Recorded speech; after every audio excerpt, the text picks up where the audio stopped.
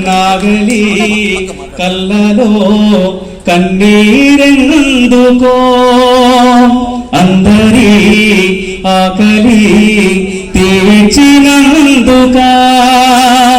ఎద్దుల బండికి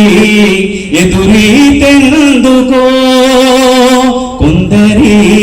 స్వార్థము పండనందుక మట్టి నుండి పుట్టించుకున్న పంటనందుకో కక్షగట్టి తాకట్టు పెట్టి ఈ రాజ్యమెందుకో రాజధాని కళ్ళ ముందే రైతులెందరో కాలుతున్న రాజు ఎవడు ఆపడెందుకో నాగలి కళ్ళలో కన్నీరెందుకో అందరి ఆకలి తీర్చిన